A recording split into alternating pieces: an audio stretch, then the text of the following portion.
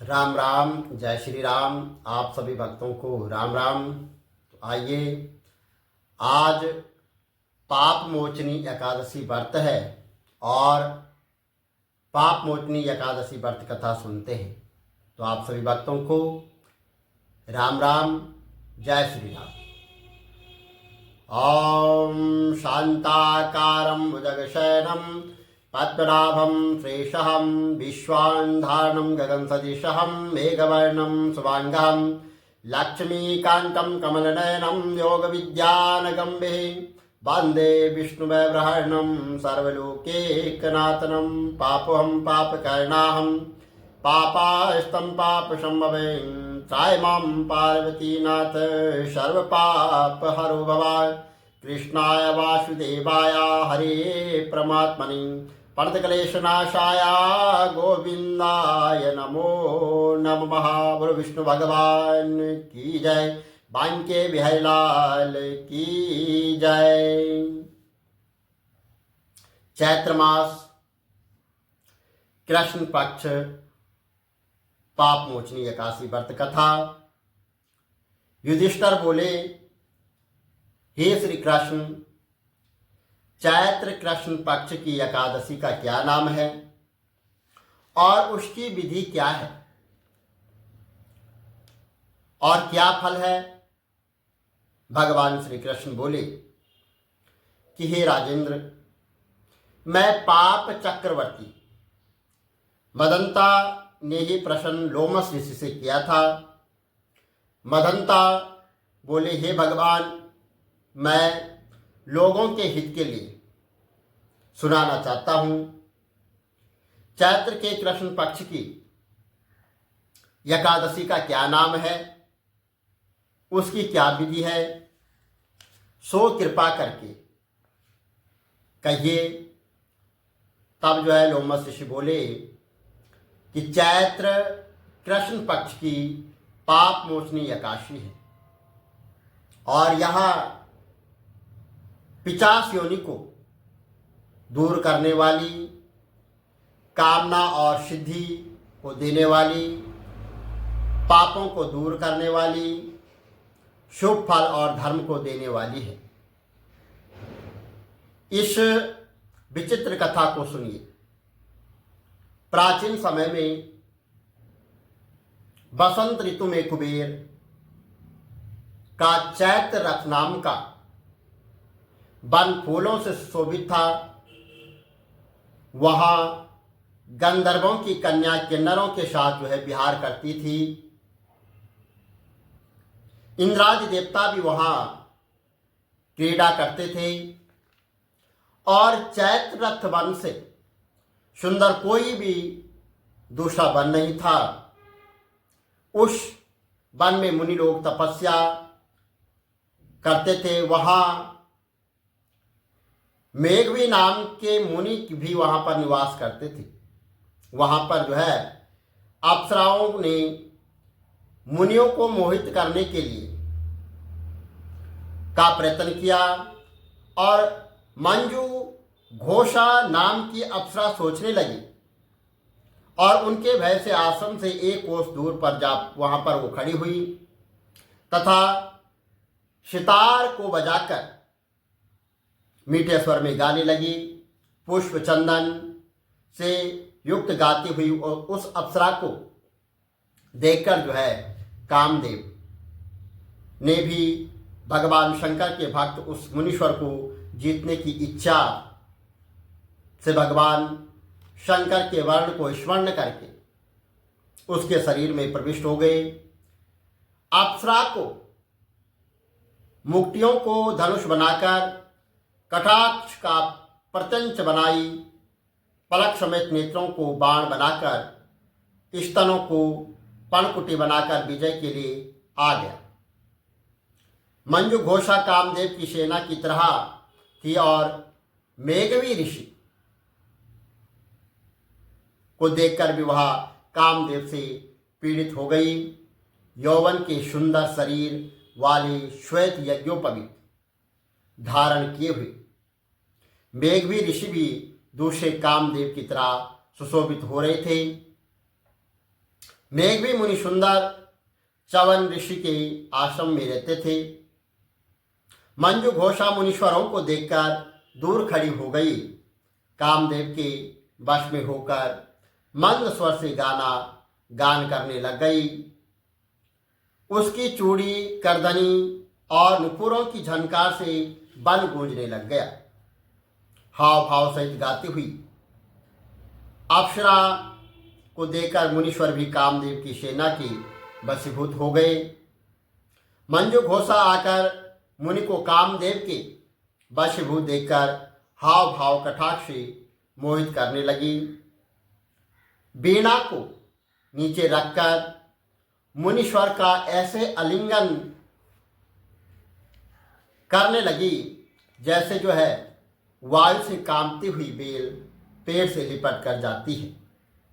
वह ऐसा करने लगी। उसके सुंदर शरीर को देखकर वह मुनीश्वर भी उसके साथ वन में रमण करने लगे। मेघवी मुनि शिव तत्व को भूलकर कामदेव के वशीभूत हो गए। रमण करने में कामी मुनि को दिशा और दिन रात का ध्यान नहीं रहा। वह ये भूल गए कि दिन है कि रात है। उनको दिन रात का कोई भी ज्ञान नहीं रहा और मुनीश्वर को भोग विलास में बहुत समय बीत गया। आचार का लोप हो गया। तब मंजू घोषा ने स्वर्ग लोक जाने का विचार किया और चलते समय वह स्मरण करते हुए मुनि से बोली कि मुझे अपने घर जाने के लिए आज्ञा दीजिए। मेघवी बोली, हे सुंदर मुख वाली, तू आज संध्या को आई है और प्रातः काल तक मेरे पास निवास कर। मुनि के इस वचन को सुनकर वह डर गई। फिर उन मुनीश्वरों को के साथ वह विषय करने लगी। मुनि के श्राप के डर से बहुत वर्षों तक रमण करती रही और 57 वर्ष 9 महीने 3 दिन व्यतीत हो गए। परंतु इतने दिन मुनि को आधी रात के समान मालूम हुआ। समय बीत जाने पर अप्सरा मुनि से फिर बोली कि हे ब्रह्मन, मुझको घर जाने की आज्ञा दीजिए। मेघवी बोले, अभी तो सवेरा हुआ है। मेरी बात सुन, जब तक मैं संध्या करूं तब तक तू यहां ठहर। मुनि के इस वचन को सुनकर वह डर गई और मुनि के इस वचन को जब वह सुनकर डर गई तो फिर मुस्कुराकर विस्मित होकर बोली कि हे विपेंद्र, आपकी संध्या का कितना परिणाम है? वह समाप्त नहीं हुई कि नहीं मेरे ऊपर कृपा करके गए हुए समय का विचार करिए। अप्सरा के इस वाक्य को सुनकर मुनि को बड़ा आश्चर्य हुआ। ब्राह्मण ने हृदय में ध्यान करके समय का अनुमान कर लिया और बोले कि हे सुंदरी, तेरे साथ 57 वर्ष बीत गए हैं। तब को बिगाड़ने वाली अप्सरा को काल के समान देखकर क्रोध से मुनि के ओंठ कांपने लग गए और व्याकुल होकर बोले कि तू पिचासनी हो जा। हे पापनी, तुझको धिक्कार है। मुनि के शाप से क्षुब्ध सुंदर भ्रुकुटी वाली अप्सरा नम्र होकर मुनि से प्रार्थना करने लगी कि हे विपेंद्र, कृपा करके शाप को शांत कीजिए। जो आपने मुझे शाप दिया है उसको आप शांत कीजिए और सज्जनों का वचन और संग सदा कदम पर चलने वाला फल देता है। आपके साथ मुझको बहुत वर्ष बीत गए हैं। इस कारण हे स्वामी, मेरे ऊपर कृपा करिए। मुनि बोले कि हे भद्रे, मैं क्या करूं? तूने मेरा बड़ा भारी तप नष्ट कर दिया है। तथापि मैं तुझको श्राप दूर होने का उपाय बताता हूं। जो श्राप मैंने दे दिया वह तो समाप्त नहीं हो सकता, लेकिन श्राप को दूर करने का मैं उपाय तुझे बतलाता हूं। उसे सुन। चैत्र पक्ष कृष्ण पक्ष में सब पापों को नाश करने वाली पाप मोचनी 81 होती है। और हे शुभ, तू उसका व्रत कर, उसके व्रत करने से तेरी जो है ये 50 योनि छूट जाएगी। और यह कहकर वह मेघवी पिता के आश्रम चले गए। और मेघवी को आया हुआ देखकर च्यवन ऋषि बोले कि हे पुत्र, तूने यह क्या किया? सब तपस्या को नष्ट कर दिया। तो मेघवी बोले, मैंने अप्सरा के साथ रमण किया है और मैंने बड़ा भारी पाप कर दिया है। इस पाप की जो भी मतलब अपराश्चित के लिए जो भी होता है, कृपा करके आप मुझे वो बताइए, अपराश्चित बताइए, जिससे जो है मेरा पाप जो है वो दूर हो जाए। च्यवन ऋषि बोले कि चैत्र में जो है कृष्ण पक्ष के में जो है पाप मोचनी एकादशी होती है। हे पुत्र, उसका व्रत करने से सब पापों का समूह जो है वो नष्ट हो जाता है और जितना भी पाप किया गया है वह चैत्र पक्ष, इन्हें चैत्र का जो महीना होता है, चैत्र मास का जो महीना होता है, उसमें जब जो है कृष्ण पक्ष आता है और उसमें पाप मोचनी एकादशी आती है, उसका व्रत करो, उसका पूजन पाठ करो। उसके करने से जो है सब पाप जो है वो नष्ट हो जाते हैं। पिता के इस वचन को सुनकर मुनि ने उत्तम व्रत को किया। मुनि का पाप दूर हो गया और वह ध्यान में धर्मात्मा हो गया। यहाँ जो है तो मंजू घोषा भी इस व्रत को करके पाप मोचनी एकादशी के जो है व्रत के प्रभाव से 50 योनि से छूट गई और दिव्य रूप धारण करके वह सुंदर अप्सरा स्वर्ग को चली गई। इस व्रत के करने से बहुत पुण्य मिलता है। जो एकादशी का व्रत करते हैं उनके जो है समस्त कष्ट दूर होते हैं और सभी मनोकामना पूर्ण होती है और बहुत पुण्य मिलता है।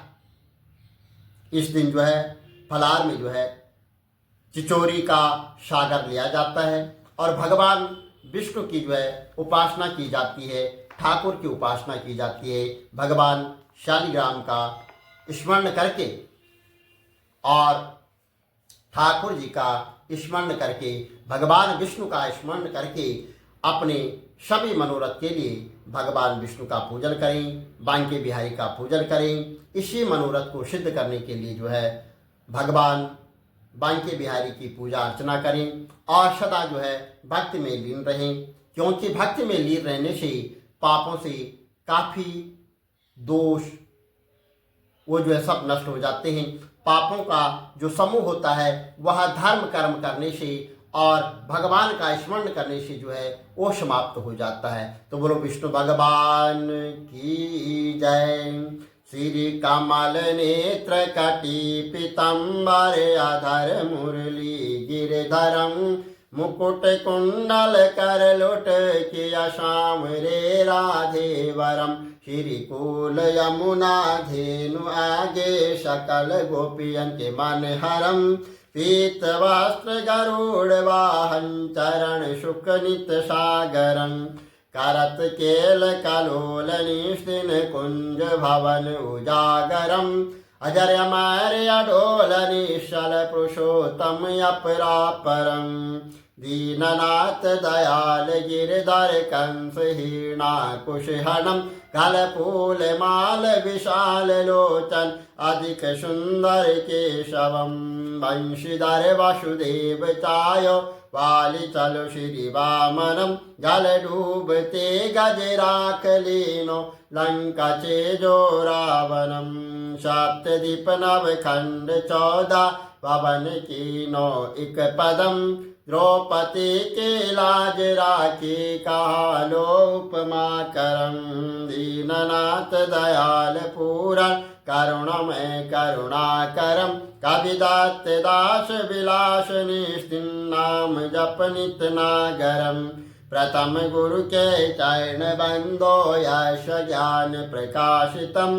आदि विष्णु जुगादि ब्रह्मा सेवते शिव शंकरम। श्री कृष्ण केशव कृष्ण केशव कृष्ण यदुपति केशवम। श्री राम रघुवर राम रघुवर राम रघुवर राघवम। श्री राम कृष्ण गोविंद माधव वासुदेव श्री वामनम वामनम कचवाराह नरसिंह पाई रघुपति पावनम। मथुरमे केशव ब्राज गोकुल बाल मुकंद जी। श्री वृंदावन में मदन मोहन गोपीनाथ गोविंद जी। धन्य मथुरा धन्य गोकुल जहाँ श्रीपति अवतारे। धन्य यमुना नीर निर्मल ग्वाल बाल सखावरे। नवनीत नागर कृत निरंतर हे विचारि मन मोहितम। कालादि तट करत्र क्रीड़ा बाल अद्भुत सुंदरम।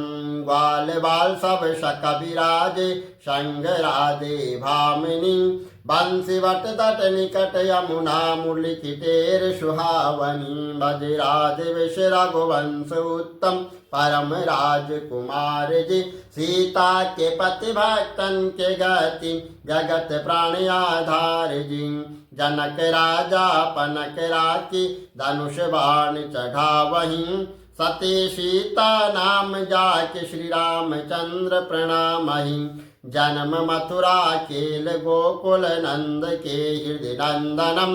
बाल लीला पतित पावन देव की वसुदेवकम। श्री कृष्ण कलिमल हरण जाके जो भजे हरि चरण को। भक्ति अपनी देव माधव भव सागर के तरण को। जगन्नाथ जगदीश स्वामी श्री बद्रीनाथ विशंबरम। द्वारिका के नाथ श्रीपति केशवम प्रणवयम। श्री कृष्ण अष्टपद पढ़त निस्तिन विष्णु लोक सगच्छतम। श्री गुरु रामानंद अवतार स्वामी कविदत्त दास समाप्तवम। श्री कमल नेत्र समाप्तवम। विष्णु भगवान की जय।